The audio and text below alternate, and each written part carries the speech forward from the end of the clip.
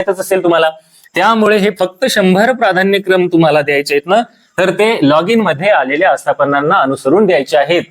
याचं त्याचं कोणाचंही ऐकून आपल्याला कोणताही डिसिजन घ्यायचा नाहीये. नमस्कार मित्रांनो, स्वागत आहे आपणा सर्वांचं मनपूर्वक पुन्हा एकदा आपल्या या एज्युकेशनल युट्यूब चॅनलमध्ये. मित्रांनो, पवित्र पोर्टलवर प्राधान्यक्रम देण्याची सुविधा आता लवकरच सुरू होणार आहे आणि गेल्या अनेक वर्षांपासून वाट पाहत असलेल्या अभियोग्यता धारकांना तर शिक्षक होण्याचं जे स्वप्न आहे ते पूर्ण करण्याची वेळ जवळ येत आहे. प्राधान्यक्रम देण्यासाठी पवित्र पोर्टलवर जाहिराती देखील मोठ्या प्रमाणात अपलोड झालेल्या आहेत, किंबहुना ती प्रोसेस अद्यापही सुरू आहे. तिला दुसऱ्यांदा दिलेली मुदतवाढ ही देखील 10 जुलैला संपलेली आहे आणि आता यावर पुढे काय करायचं या संदर्भात देखील जे काही शिक्षण मंत्री आहेत, त्यांचे जे शिष्टमंडळ आहेत, इतर जे काही मंत्रिमंडळ आहेत, या सर्वांच्या मोठ्या प्रमाणावर बैठका सुरू आहेत की आता जर 15 दिवसामध्ये आपल्याला प्राधान्यक्रम देण्याची सुविधा उपलब्ध झाली, ऑगस्ट महिन्याच्या सुरुवातीला तुम्हाला प्राधान्यक्रम देण्याची तुमची प्रोसेस चालू झालेली असेल, तर त्यावेळेस तुम्ही गोंधळून न जाता तुम्हाला काय करायला पाहिजे. प्राधान्यक्रम देणे हे म्हणजे काय एकदम मित्रांनो की आता कोणतीही शाळा सिलेक्ट करायची, तिला आपण चूज करून नंबर द्यायचा आणि मग झालं, असं करून चालणार नाही मित्रांनो. हा तुमच्या भवितव्याचा प्रश्न आहे. गेल्या अनेक वर्षांपासून तुम्ही या प्रसंगाची वाट पाहत होता, आता त्याला तुम्हाला काळजीपूर्वक प्राधान्यक्रम देण्याची गरज आहे. म्हणून आजच्या या व्हिडिओमध्ये मी तुम्हाला सांगणार आहे की प्राधान्यक्रम देत असताना तुम्ही कोणत्या गोष्टीकडे विशेष लक्ष दिलं पाहिजे. आता सर्वात अगोदर मित्रांनो, अनेक अभियोग्यताधारक हाच प्रश्न विचारत आहेत की जागा किती अपलोड झाल्या, त्याच्यानंतर आमच्या कॅटेगरीच्या किती जागा अपलोड झाल्या असतील, असा जर अंदाज तुम्ही पाहत बसले ना, तर याच्यामध्ये माझ्या मते तुम्ही याच्यामध्ये जास्त गोंधळून जाऊ नका. याचं कारण असं की ज्यावेळेस पवित्र पोर्टलवर तुमचं प्राधान्यक्रम देण्याची प्रोसेस सुरू होईल ना मित्रांनो, तर त्यावेळेस काय होणार आहे, तुम्हाला सगळ्यात पहिलं काम करायचं आहे की तुम्हाला तुमचे प्राधान्यक्रम जनरेट करायचे आहेत आणि जनरेट केल्याच्या नंतर ते प्राधान्यक्रम डाउनलोड करायचे. डाउनलोड झाल्याच्या नंतर तुम्हाला ते उघडून बघायचे की तुम्हाला तुमच्या स्वतःच्या पोर्टलमध्ये लॉग इन मध्ये किती आस्थापना आलेल्या आहेत, किती आणि कोणत्या आस्थापना आलेल्या आहेत हे तुम्हाला पाहायचं आहे. आणि त्या प्रत्येक आस्थापनामध्ये जर जिल्हा परिषदा असतील, महानगरपालिकेच्या शाळा असतील, किंवा त्याच्यामध्ये नगरपालिकेच्या शाळा असतील, किंवा खाजगी स्कूल्स असतील, प्रायव्हेट आस्थापना असतील, ज्या विदाऊट इंटरव्ह्यू साठी त्यांनी स्वतःला नॉमिनेट केलेला आहे, अशा अनेक शाळा तुम्हाला विदाऊट इंटरव्ह्यूचा फेज 1 जो या ठिकाणी होणार आहे, त्या फेज 1 मध्ये तुम्हाला पाहायला भेटतील. त्या प्रत्येक आस्थापनेमध्ये तुम्हाला तुमच्या कॅटेगरीच्या, आता तुमची काय कॅटेगरी पाहायची, तुमची स्वतःची कॅटेगरी कोणती आहे, त्या कॅटेगरीनुसार तुम्हाला जागा पाहायच्या आहेत मित्रांनो. आता रायगड जिल्ह्यामध्ये 1000 जागा अपलोड झाल्या, ठाणे जिल्ह्यामध्ये 500 जागा अपलोड झाल्या, अशा ज्या काही बातम्या तुम्ही ऐकत असाल त्या बातम्याला तुम्ही आता थांबवा, फुल स्टॉप द्या, की त्या जागा तुमच्या महत्वाच्या नाहीये. तुम्हाला तुमच्या लॉग इन मध्ये ज्या आस्थापना जनरेट होतील त्या आस्थापना तुम्हाला बघायच्या आहेत आणि विदाऊट इंटरव्ह्यूला तुम्हाला फक्त 100 प्राधान्यक्रम द्यायचे आहेत, हे तर माहितच असेल तुम्हाला. त्यामुळे हे फक्त 100 प्राधान्यक्रम तुम्हाला द्यायचे आहेत ना, तर ते लॉग इन मध्ये आलेल्या आस्थापनांना अनुसरून द्यायचे आहेत. याचं त्याचं कोणाचंही ऐकून आपल्याला कोणताही डिसिजन घ्यायचा नाहीये. त्यामुळे प्रत्येक जागा तुम्हाला उघडून बघावी लागणार आहे. जिल्हा परिषद बुलढाणा जर असेल तर जिल्हा परिषद बुलढाणा एक आस्थापना आलेली आहे, ओके. मग ती एक आस्थापना दिली म्हणजे अख्खा बुलढाणा जिल्ह्याचे प्राधान्यक्रम दिले का तुम्ही? बऱ्याच जणांचा असा गैरसमज आहे बा, असा गैरसमज ठेवू नका मित्रांनो. याच्यामध्ये तुम्हाला जिल्हा परिषद बुलढाणा मध्ये ती प्रत्येक जाहिरात ओपन करायची आहेत आणि ती जाहिरात ओपन केल्याच्या नंतर त्याला तुम्हाला व्यवस्थित वाचन करायचंय आणि मुद्दे काढायचे आहेत. त्याचे ते मुद्दे तुम्ही बाजूला काढायचे आहेत. तर त्याच्यामध्ये काय करायला पाहिजे तुम्ही, तर सर्वात अगोदर तुम्ही त्याच्यामध्ये ती तुमचा माध्यमाची जागा तुमच्या माध्यमानुसारच येणार आहे, ठीक आहे, पण तरी माध्यम तपासून घेतलं पाहिजे. त्याच्यानंतर तुम्हाला ती जागा कोणत्या विषयाची आहे हे तुम्हाला तपासून घ्यायचं आहे. ते विषय तुमचा मराठी आहे, इंग्रजी आहे, गणित आहे, सामान्य विज्ञान आहे, गणित आणि विज्ञान आहे, असे प्रकारचे कोणते विषय आहेत ते पाहायचे आहेत. त्याच्यानंतर तुमची कॅटेगरी बघितली का तुम्ही, कॅटेगरीला तुम्हाला तुमच्या किती जागा आहेत ते तुम्हाला लिहून ठेवायचं आहे. पहा आता तिथे तुम्हाला ओपनच्या जागा तुम्ही प्रत्येक विद्यार्थी हा ओपनला अप्लाय करू शकतो. मग समजा झेडपी बुलढाणा आहे तर त्या बुलढाणामध्ये तुम्हाला ओपनला किती जागा आहेत, 12 जागा आहेत. तुमची ओबीसी कॅटेगरी आहे, मग ओबीसीच्या जागा तुम्हाला 6 आहेत. त्याच्यामध्ये तुमची वुमेन रिझर्वेशन आहे, दिसत आहे ना, वुमेन रिझर्वेशन आहे तर वुमेनला 8 जागा आहेत. असं तुम्हाला तिथे तुमच्या गरजेनुसार लिहून घ्यायचंय. आता ओपनचा तर प्रत्येकाला ऍप्लिकेबल राहणार आहे. तुमची कॅटेगरी ओबीसी आहे तर मग ओबीसीची जागा लिहून ठेवा. तुम्ही महिला असाल तर महिलाच्या जागा तिथे लिहून ठेवा.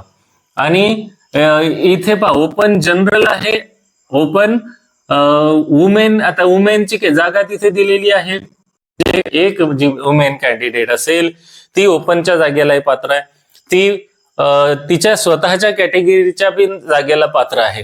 त्याच्यानंतर ओपन वुमेन मध्ये ती ऍप्लिकेबल आहे आणि तिच्या कॅटेगरी मधल्या वुमेनला पण ती ऍप्लिकेबल आहे. म्हणजे वुमेन्सला 4 ठिकाणी, त्या 4 ठिकाणच्या जागा या ठिकाणी बघून घ्यायच्या आहेत. जसं ओपन जनरल, ओबीसी जनरल, त्याच्यानंतर वुमेन ओपन कॅटेगरीमध्ये, त्यानंतर ओबीसी मधील वुमेन कॅटेगरी, अशा 4 प्रकारे ही महिला या ठिकाणी पाहताना जागा त्यांना दिसून येणार आहे मित्रांनो. मग अशा 4 ठिकाणच्या ज्या जागा असतील त्या तुम्ही करून घ्यायचे महिलांनी, आणि जे जेंट्स असतील त्यांनी अशा प्रकारे कॅटेगरी करून घ्यायची. ओपनच्या त्यांच्या जागा आणि कॅटेगरी जी असेल ती, फॉर एक्झाम्पल दिलेले ओबीसी, तुम्ही जे काही एससीबीसी असाल किंवा विजय एनटी जे काही कॅटेगरी आहेत त्या कॅटेगरीवाल्यांनी अशा प्रकारे क्लासिफिकेशन करून घ्या आणि त्या जागा तिथे नोंदवा आणि त्या जागा तुम्हाला तिथे फायनल समजून घ्यायच्या आहेत. म्हणजे आता इतक्या तुम्ही म्हणत होते की 1000 जागा या जिल्ह्याला आहेत, 1500 जागा या जिल्ह्याला आहेत, तर त्या जागा तुमच्या कामीच्या नाही आहेत. तुमच्या लॉग इन मध्ये तुम्हाला ज्या जागा दिसतील त्या तुमच्या जागा कामीच्या आहेत, त्याच्यानुसार तुम्हाला ठरवायचं आहे. त्याच्यानंतर पहा मित्रांनो, प्राधान्यक्रम देत असताना लक्षात घ्या, जी काही मोठी शहरं आहेत, आता मोठी शहरे या ठिकाणी स्पर्धा जास्त आहे ऑब्विसली, तर तिथे जे हाय मार्कवाले उमेदवार असतील त्यांचा जास्त कल असणार आहे. ऍव्हरेज मार्क आणि लो मार्कवाल्या उमेदवारांनी याचा विचार करायचा आहे. जास्त स्पर्धेचे ठिकाणं जर ऍव्हरेज आणि लो मार्कवाले उमेदवार असतील तर यांनी थोडं टाळायचं आहे. ह्याच्या संदर्भात देखील मी डिटेल एक व्हिडिओ घेणार आहे. पण आता तुम्हाला कोणत्या गोष्टीवर लक्ष ठेवायचं एकदा रॅन्डमली माहित करून घ्या. त्याच्यानंतर स्टेप बाय स्टेप प्रत्येक मुद्द्याचे डिटेल व्हिडिओ तुमच्या समोर मी देणार आहे. शहरे, प्रसिद्ध शहरे, ते जे काही पुणे, संभाजीनगर, नांदेड असे मोठे मोठे शहर असतात, शहराच्या ठिकाणी ज्या काही जिल्हा परिषदा येतात, आजूबाजूला जवळपासच्या जिल्हा परिषदांना जर जास्त प्रायोरिटी दिली तर काय होते, जिल्हा परिषदांना प्रायोरिटी कोणी द्यायला पाहिजे, फार तर ज्यांचे मेरिट जास्त आहेत, मार्क्स जास्त आहेत, तशा उमेदवारांनी जिल्हा परिषदाच्या जागांना जास्त प्रायोरिटी दिली जाते. मग महानगरपालिका, मग नगरपालिका, त्यामध्येही वर्ग जो आहे, वर्ग ज्याला आपण म्हणतो गट, तर तो 9 ते 10, त्यानंतर 6 ते 8, त्यानंतर 5, पहिली 1 ते 4, 1 ते 5 असे गट तुम्हाला त्यामध्ये तुमच्या क्वालिफिकेशन नुसार ठरवायचे आहेत. उतरत्या क्रमाने प्राधान्य त्या ठिकाणी दिलं जाते. पण आता तुम्ही म्हणाल मी डीएड आहे, बीएड आहे, टीईटी 1 आहे, टीईटी 2 आहे, त्याच्यामुळे मी 1ली पासून 9वी पर्यंत 10वी पर्यंत क्वालिफाईड आहे, मग मी एकदम 9वी 10वीला सुरुवातीला देऊ का? तर हो, देऊ शकता. पण तुमचा मार्क टेटचा जो आहे, टेटचा स्कोर या ठिकाणी तुम्हाला पाहावा लागेल. टीआयटीचा हा जो स्कोर आहे ना, तो जर चांगला असेल, 134, 40, 150 असे वरचे मार्क असतील तर तुम्ही निश्चितच ज्युनियर कॉलेज, त्याच्यानंतर उच्च माध्यमिक, माध्यमिक अशा स्तराला सुरुवातीला प्राधान्य द्या. नाही तर मग कमी स्पर्धेच्या गटामध्ये तुम्हाला यावं लागेल. आता सर्वाधिक जागा कोणत्या याला राहणार आहेत, तर 1ली ते 5वी, कारण जिल्हा परिषदांची आणि महानगरपालिका, नगरपालिकांच्या ज्या ह्या शाळा असतात यांची संख्या जास्त असते मित्रांनो, 1ली ते 5वी पर्यंत, त्यानंतर 6वी ते 8वी पर्यंतच्या. तर सर्वात जास्त जागा ह्या डीएडच्या स्केलवाल्या उमेदवारांना असतात. त्या ठिकाणी टीईटी पेपर 1 पात्र असलेले उमेदवार, तसेच डीएड प्लस बीएड आहे, टीईटी 1 आहे, टीईटी 2 आहे, असे उमेदवार तुम्ही असाल तर तुम्ही या ठिकाणी 1 ते 8 साठी पात्र होता. तर हे देखील तुम्हाला पाहून घ्यायचं आहे. मग आता तुम्हाला ओपन म्हणजे तुम्ही ज्यावेळेस लॉग इन मध्ये जाल आणि त्यावेळेस जेव्हा तुम्ही तुमच्या जागा पाहासाल तर ह्या सगळ्या गोष्टीचा एक अंदाज घ्यायचा आहे. तो अंदाज घेऊनच प्राधान्यक्रमाचं तुम्हाला रफ वर्क करायचं आहे. त्याच्यासाठी त्याची प्रिंट डाउनलोड करून घ्या. ती प्रिंट डाउनलोड केल्याच्या नंतर त्याच्यावर हवी ती माहिती लिहायची आहे मित्रांनो, आणि त्यातल्या फक्त चांगल्या 100च आस्थापना निवडायच्या आहेत आणि त्याच फायनल करायच्या आहेत. त्याच्यामुळे काही फार मोठा अभ्यास नाही आहे. आणि हो, जाहिराती तुम्हाला या लॉग इन मधल्याच पाहायच्या आहेत. आता हा मुद्दा क्लिअर झाला असेल. बाकी कोणत्याही गोष्टींवर, अफवांवर, याच्यावर विश्वास ठेवू नका. प्राधान्यक्रम देत असताना काळजी घ्यावी. कशा प्रकारे प्राधान्यक्रम द्यावे याचा अनुभवपूर्ण आणि एकदम व्यवस्थित मार्गदर्शन किंवा माहिती आपल्या चॅनलच्या माध्यमातून मी तुमचा मित्र तुम्हाला सांगणार आहे. अगदी शांतपणे तुम्ही याला फॉलो करू शकता. ट्रस्ट ठेवा, अगदी व्यवस्थित होईल.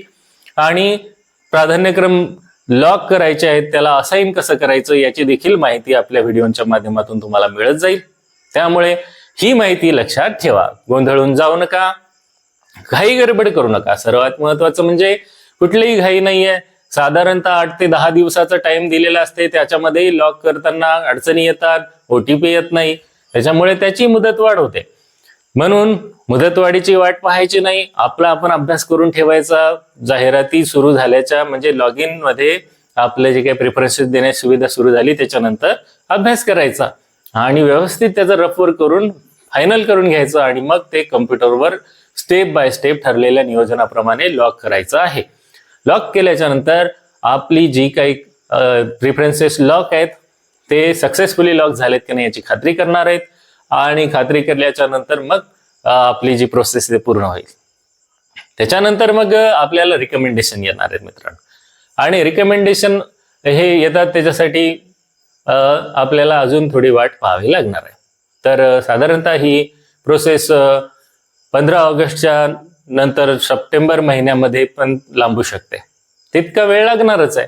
त्यामुळे अगदी पॉझिटिव्ह राहा आणि तयारीत राहा. ओके, तर आय होप आजचा व्हिडिओ आणि ही माहिती तुम्हाला उपयुक्त वाटली असेल. माहिती आवडली असेल तर व्हिडिओला लाईक करा. चॅनलशी जोडलेले राहा. वेळोवेळी स्टेप बाय स्टेप अनेक व्हिडिओज तुम्हाला मार्गदर्शन पर मिळत जातील. आणि तुमच्या या हक्काच्या चॅनलशी तुम्ही जोडलेले राहा. मित्रांना देखील हा व्हिडिओ ही माहिती शेअर करा. चॅनलला सबस्क्राईब करायला सांगा. तुम्ही देखील सबस्क्राईब करा. पुन्हा भेटूया नवीन व्हिडिओमध्ये नवीन माहितीसह. तोपर्यंत आपणा सर्वांना खूप खूप शुभेच्छा. Thank you for watching till two the end.